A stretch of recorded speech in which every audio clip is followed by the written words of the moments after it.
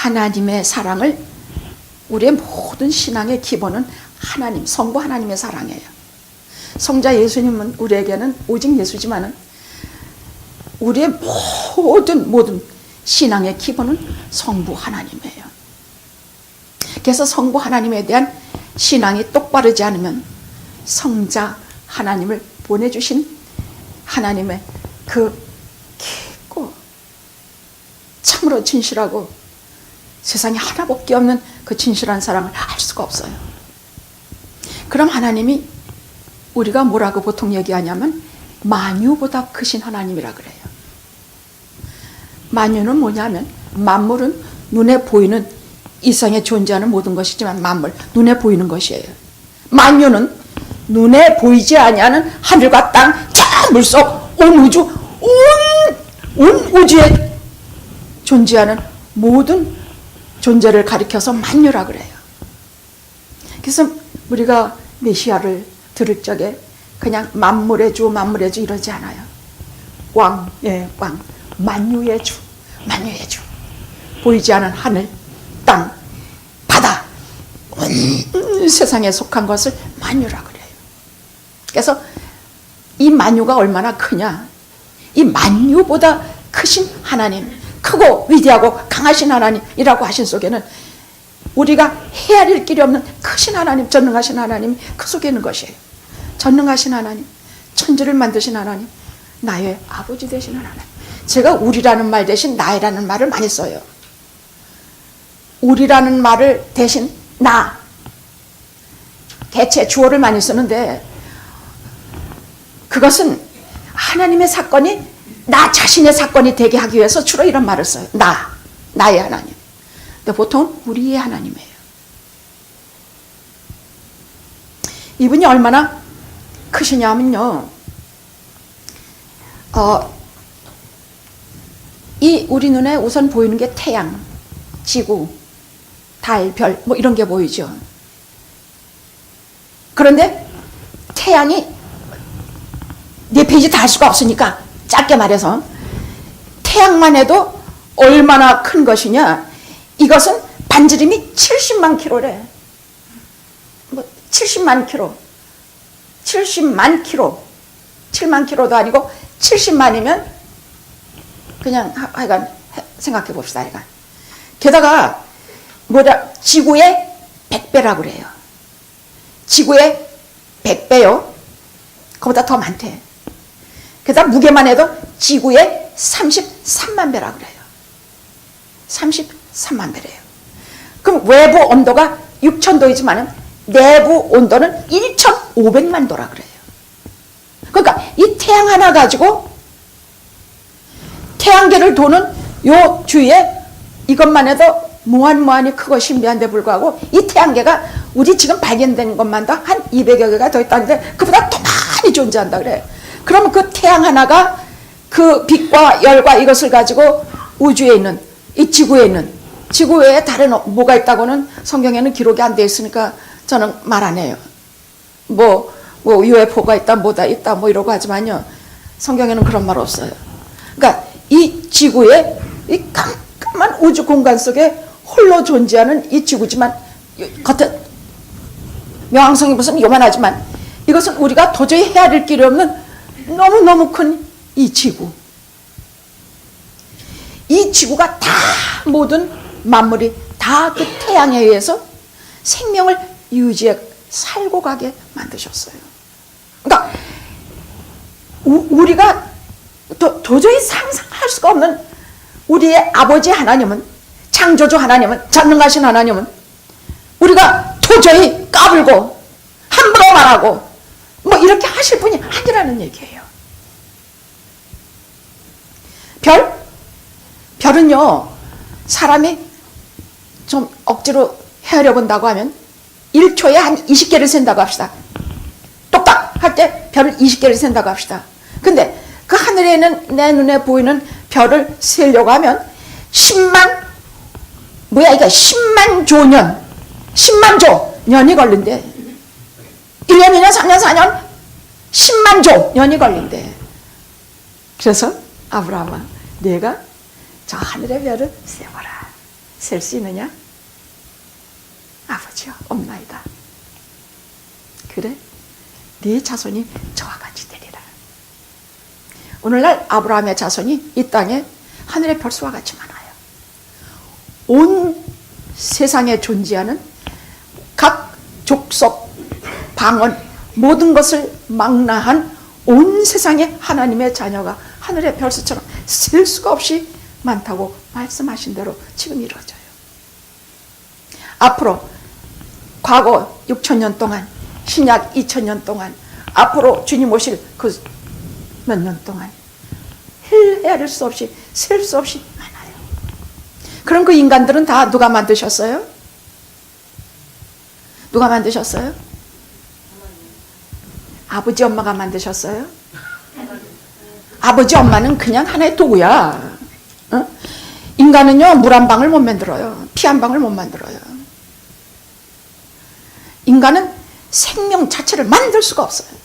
그러니까 인간은 모두 그 수많은 하늘의 별수와 같은 모든 생명을 하나님이 만드세요. 그분이 만드셨기에 그렇게 달라요.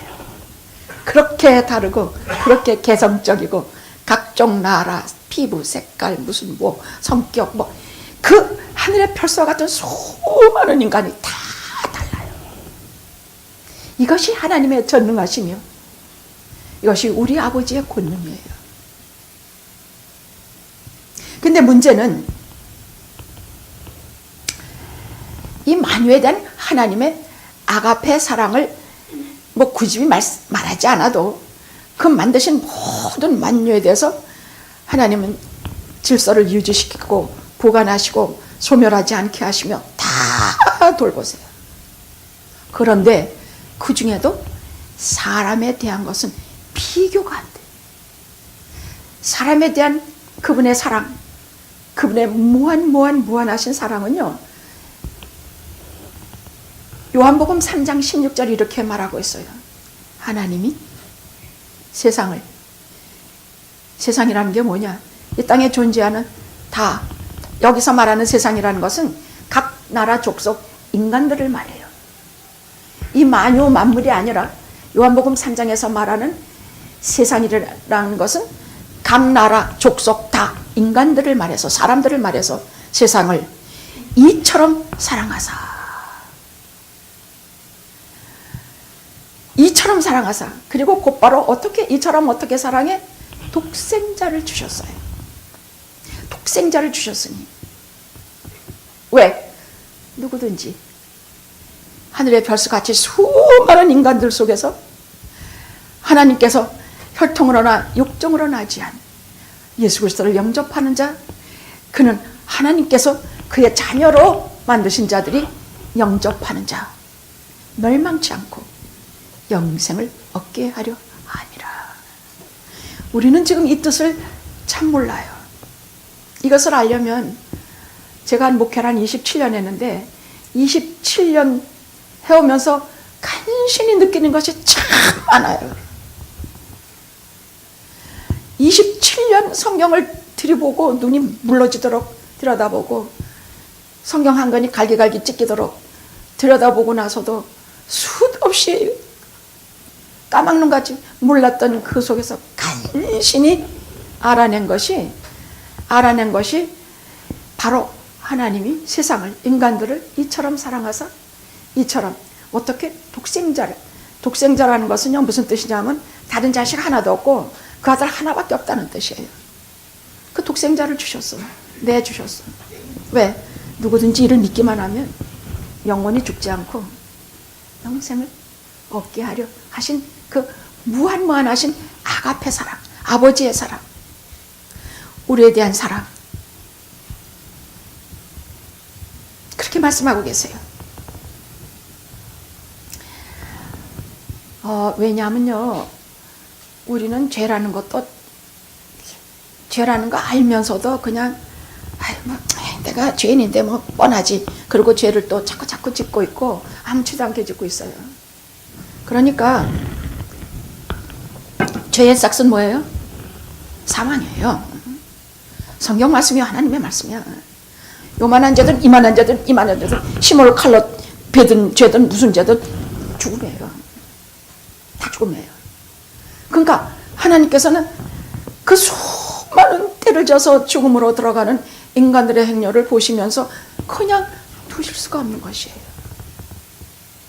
그냥 두실 수가 없어. 그래서 도저히 자, 저들은 어디에 속해? 이 세상은 어디에 속해 있느냐? 성경은 세상이라고 하는 것은 여기서는 사람을 말하지만은 성경에서 또 다른 세상은 마귀에게 속한 것을 말해요. 하나님께 속한 것이 아니라 마귀에게 속한 것을 세상이라고 말씀하고 계세요. 그럼 우리는 세상에 속한 자들로 예수님 알기 전에, 예수를 믿기 전에, 영접하기 전에 우리는 다 마귀에 속한 자들이었어요. 그럼 우리는 뭣도 모르고 죄를 아무렇지도 않게 져. 에이 뭐 내가 연약해서, 아이 뭐 내가 이렇지. 예수님은요 33년 생애 동안에 죄에 대해서 치열하게 싸우셨어요.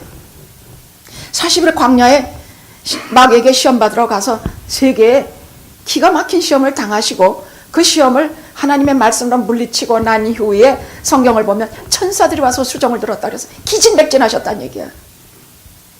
인간의 몸, 완전한 하나님이시오 완전한 인간의 몸을 입고 오신 분이 연약하신 육체로 40일 굶주리시고 사탄이와 대결해서, 왜 대결해?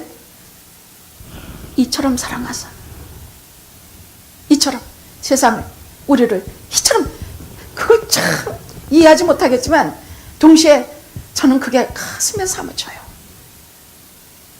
가슴에 사무쳐. 이처럼 사랑하사.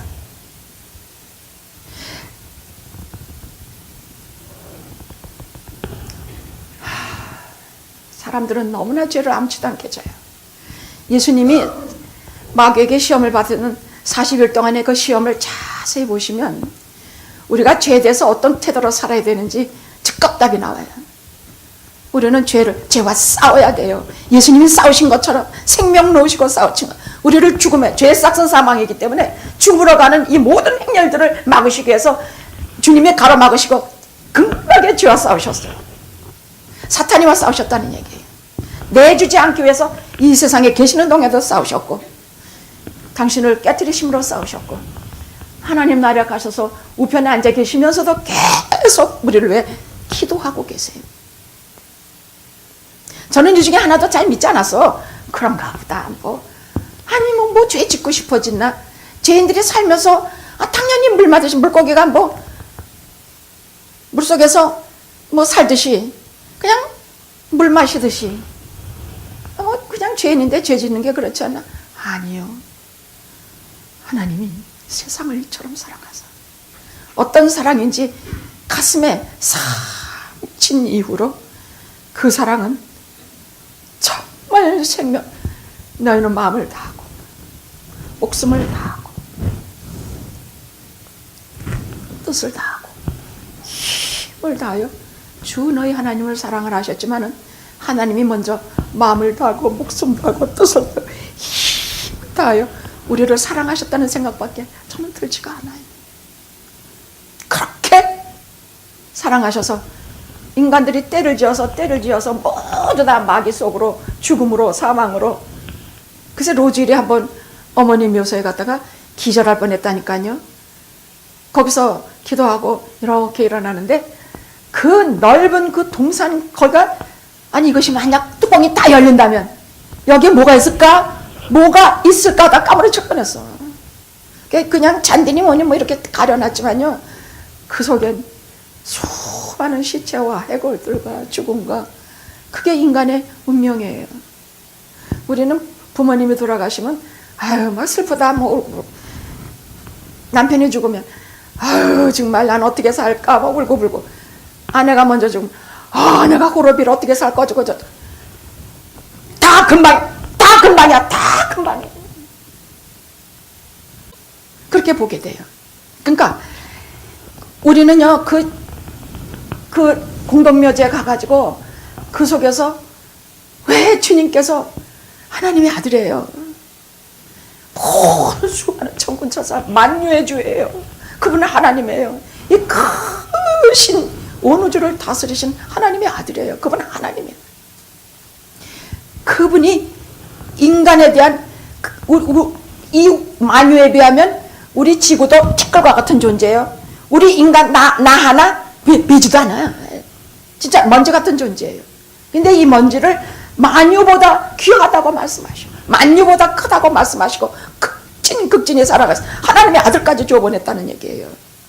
그 불가사의한 사랑, 그 은혜가 우리가 보통은 잘 모르지만 여러분이 정말 고통과 어려움과 즐거워 죽음을 당할 때는요, 하나님께서 친히 오셔서 우리를 위로하세요. 걱정하지 말아요. 내가 기도도 안 되고 뭐 어쩌고 그건 딴소리야. 그건 정말 죽음 앞에 맞아서는 안 그래요. 참 위로로 오시고 우리 가운데 소망을 품게 하시면서 믿음으로 데려가세요. 그걸 저는 수도 없이 봤어요. 우리는 죽을 때도 세상 살 때에도 혼자가 아니고 죽을 때도 혼자가 아니에요. 제가 느낀 것은 그것이에요. 임마누엘, 우리와 함께 계신 하나님, 이분은 이 세상 동안에 우리에게 언제나 같이 계실 뿐만이 아니라 죽음의 순간에도 우리를 홀로 두지 아니하시고 영원한 나라에서도 홀로 두지 아니하신다는 약속의 주님이 이 땅에 오신 날이 성탄절이에요. 아멘, 아멘. 그래서 믿지 않는 사람들은 굉장히 죽는 날을 무서워해요. 우리도 마찬가지예요. 우리도 굉장히 두려워요. 그런데 우리는 그 순간에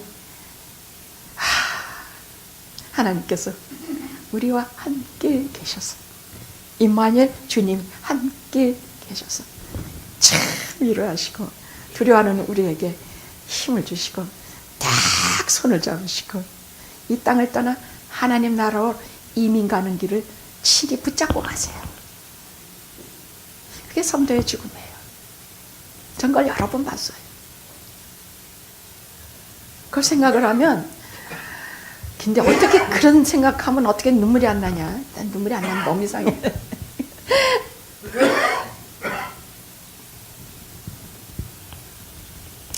근데 멸망치 않고 영생이라는 것은, 영생은 우리는 그냥 막연히 오래 영원히 산다고 생각을 하는데, 영원히 사는 것이 뭘까? 성경을 좀 막 뒤져봤더니 영원히 사는 것은 새롭게 다시 사는 것이에요. 그 질이 달라져요. 이 땅은 눈물과 막 배신과 고통과 막 병고와 이런 걸로 꽉 차 있는 삶, 이 속에서 우리는 오래 살고 싶고 몸부림치지만요, 누구든지 이 세상에서 영생하고 싶진 않아요. 그건 아마 살아보세요. 여러분 1000년 살아보세요. 지겨울 거야. 성경에는 999년 산 무드셀라도 나오고, 그 당시에는 오래도록 산 사람들이 꽤 돼요. 심지어는 어떤 이는 세상에서 죽지 않고 하나님 나라로 올라간 사람도 둘이나 돼요. 그런데 우리가 직접 한 1000년 뭐 살아봐요. 여러분들 우리 모습이 어떤 모습일까? 그땐 죽고 싶어도 죽지 않고 영생한다 그러면 어떨까? 병고와 슬픔과 늙음과 고통과 인간들의 냄새, 살면 살수록 인간들 참 기맥힌 꼴들만 계속 보고 살아야 되는 것을 영생한다고 생각해 보십시오. 그런데 다행인지 불행인지 우리는 죽음이 와요. 죄 때문에. 죄 때문에 우리는 죽게 되는 존재예요. 그러나 영생에 대한 소망과 꿈은 절대로 잃지 않게 하신 것이 하나님이세요. 하나님은 우리에게 영생의 꿈을 주셨고, 하나님 본질이 영생이기 때문에 그 자녀들에게 그 참 좋은 영생을 주시기를 정말로 원하세요. 그 영생은 그냥 영생이 오래 사는 것이 영생이 아니라 말 그대로 하나님과의 교제, 거기에는 전혀 다른 기쁨, 거기에 다른 큰 찬양. 참 요한계시록도 읽어보십시오. 거기에는 수많은 찬양이 나와요. 수많은 찬양, 그냥 장수가 넘어가기만 하면 다 찬양이 나와. 또 찬양, 또 찬양.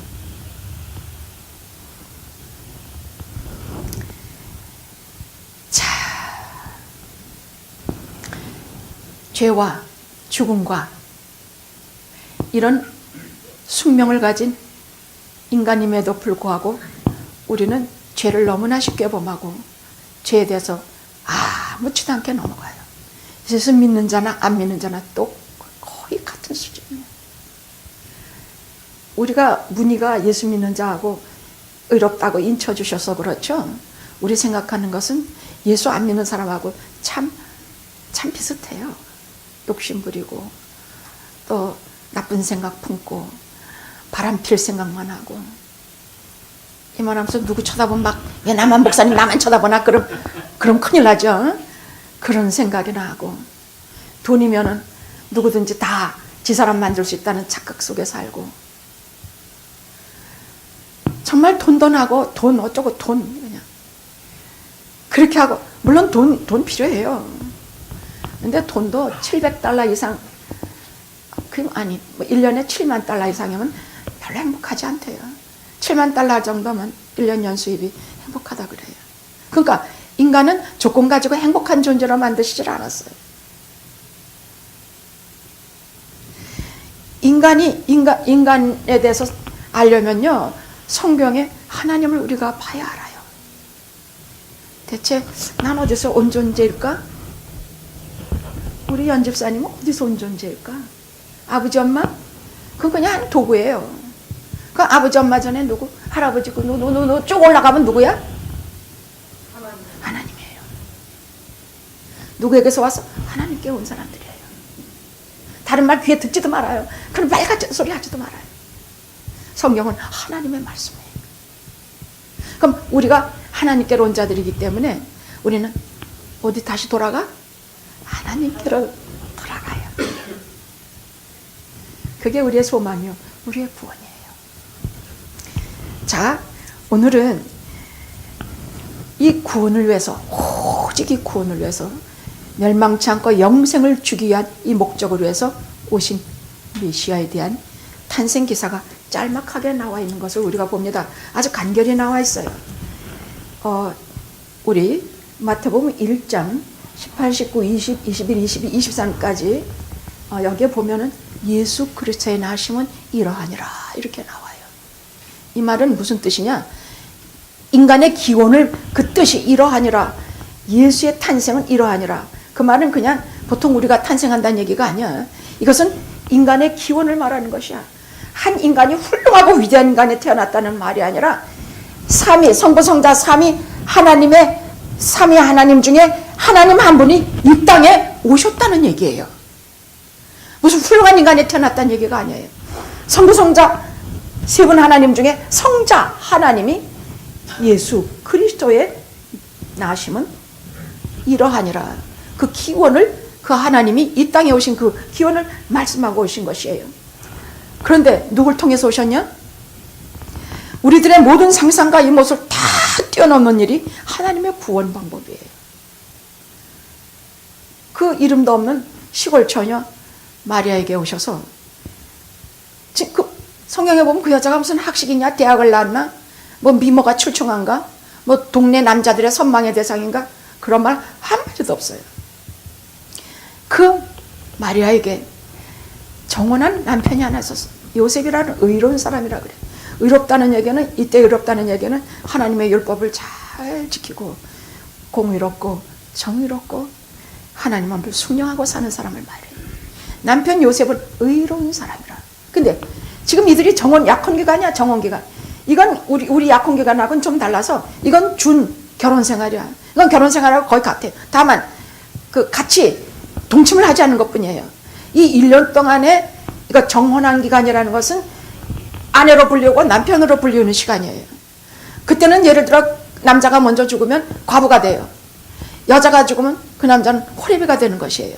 그만큼 이건 완전히 결혼과 같은 의미의 법적인 구속력을 가는데 다만 아직 동침을 하지 않은 것뿐이에요. 1년 후에 제대로 결혼식을 크게 치르고 그리고 가서 신부를 데리고 와서 결혼생활이 들어가는 것이에요. 근데 이 정혼 기간에 마리아가 임신을 했어. 요셉은 의로운 사람이라 어떻게 할까 많이 고민했어. 이걸 어떻게 해야 될까? 그래서 어떻게? 모세의 율법에는 이 정혼 기간에 아이를 가지면, 잉태하면 돌로 치라고 돼 있어. 돌로 죽이라고 말해요. 그럼 요셉이, 자, 이는 장차 앞으로 예수 그리스도의 양보가 될 사람이야. 하나님께서 얼마나 그 사람이 깨끗하고 겸손하고 의로웠으면 예수 그리스도의 양보로 하나님께서 그를 삼으셨겠는가. 마리아는 또 얼마나 순결한 처녀이길래 하나님께서 그를 예수님의 어머니로 만드셨을까. 이 두 사람이 가진 그 수고와 눈물은 그 수고는요, 예수님이 이 땅에 오신 1등 공신들이에요. 이들이 없었으면 예수님이 이 땅에 나실 때 정말로 힘드셨을 것이에요. 그래서 어떻게 하기로 했냐? 가만히 끊고자 했어요. 그 여자에게 누도 안 끼치고 자기도 뭐 그렇게 고민하지 않고 그저 파혼하자. 조용히, 그것도 누구도 몰래 조용히 파혼하자. 이것을 생각하면서 막 고민하고 있을 때에 주의 사자가 현명하여 꼭 하나님의 일은 인간 대 인간 개인적인 그 사람과의 하나님과의 친밀한 관계를 만드시고 항상 밤에 오세요. 밤에 주의 사자가 현몽하여 마리아 데려오기를 무서워 말라. 이는 성령으로 잉태된 것이니 아들을 낳으리니 이름을 예수라 하라. 여러분 같으면 어떻게 하겠어요? 이런 일은 다시는 없겠지만은 어떻게 하겠는가? 요셉은요, 그 말씀을 들으면서 감격으로 몸을 떨었어. 자기네들이 그렇게 기다리던 메시아가 자기네를 통해서 올 줄은 꿈에도 몰랐던 사람들이에요. 너무나 겸손한 사람들이 어디 그 감히 그 메시아가 자기들 통해 오는가 말이야. 근데 그 수태고지를 들은 다음부터는 참 감격했을 거야. 어디 나 같은 죄인에게 하나님의 아들인 메시아가 우리를 통해 오신다는 말인가? 그는 이사야 9장에 그는 기묘자라 진짜 놀라운 분이란 말이야. 모사라 그 이상도 지혜 가지신 분이 없어. 그는 전능자라 영전하신 아버지라. 그는 놀래가지고 계속해서 이미 800년 전에 그렇게 예언해 놓은 선지자의 글이 그대로 임해지는 순간이 이 사람들은 다 알고 있었어요. 그것이 메시아가 누군지 알고 있었다고. 근데 어쩌면 자기에게 그분이 오시는가? 그래서 그 즉시로 가서 마리아를 데리고 동침치 아니하고 아들을 낳기까지 그는 아내를 잘 돌보고 그날을 기다렸다고 합니다. 성경에 예수님의 탄생기다가 그렇게 나옵니다. 그런데 오늘 말씀 중에 마태복음 그다음 또 넘어서 보라 22장 1장 22절에서 23절에 보면 보라 처녀가 잉태하여 아들을 낳으리니 이름을 예수라 아니 임마누엘이라 하리라.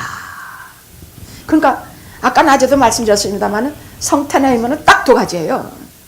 성탄절이 뭐 하는 날입니까? 그럼 첫째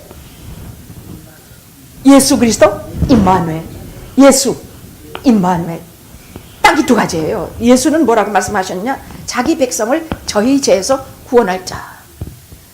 낮에 이사야 53장을 통해서 예수님의 고난에 대해서 정말 가슴에 눈물 흘리며 우리가 그 말씀을 들었죠. 이사야 53장을 통해서 예수님이 자기 백성을 자기 죄에서 건지기 위해서 어떻게 멸시를 당하고 어떻게 질고를 당했으며 어떻게 십자가의 고통을 겪었으며 그 심장이 어떻게 깨어졌나를 우리 정말 눈물 흘리며 그 말씀을 친히 하나님께로부터 우리가 들었습니다. 근데 오늘 임마누엘이야. 우리와 함께 계신 하나님이란 뜻이란 얘기예요. 임이라는 것은 우리와 아니야. 함께. 임이라는 것은 함께. 누엘, 우리와 엘 하나님. 임마누엘, 우리와 함께 계신 하나님.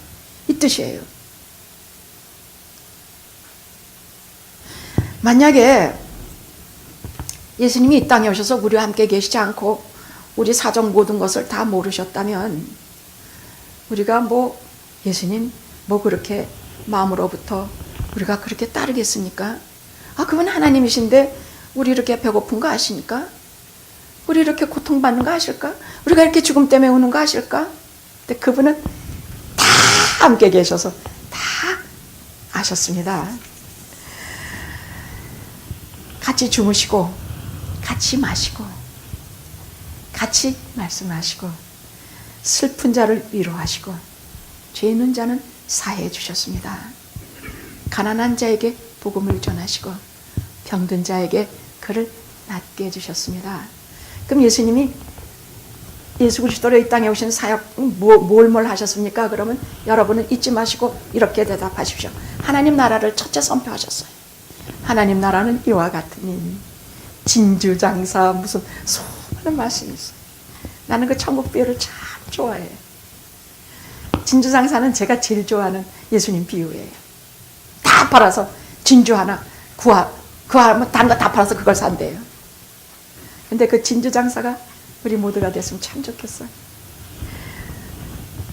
예수님은 하나님 나라를 말씀하셨고, 둘째는 귀신을 쫓아내셨으며, 셋째는 병든 자들을 돌아보셨어요. 이 세 가지가 메시아의 주 사역이었어요. 그렇다면 그 당시에 다 고쳐, 베세다에 가서도 한 사람만 고치셨지 거기 나머지 병자들은 다 어떡하고. 예수님은 이렇게 하실 수 있는 분이라는 것을 대표로 말씀해 주신 것이에요. 그러니까 온 인류 속에 병든 자 무슨 자 전부 예수 앞에 나오면 고쳐주시고, 예수 앞에 나오면 왜? 그가 십자가에서 찢겼기 때문에, 그가 찢겼기 때문에 우리가 그것으로 인해 나음을 받았다 하신 말씀에 의거해서요. 그것이 성탄입니다. 기도하시겠습니다.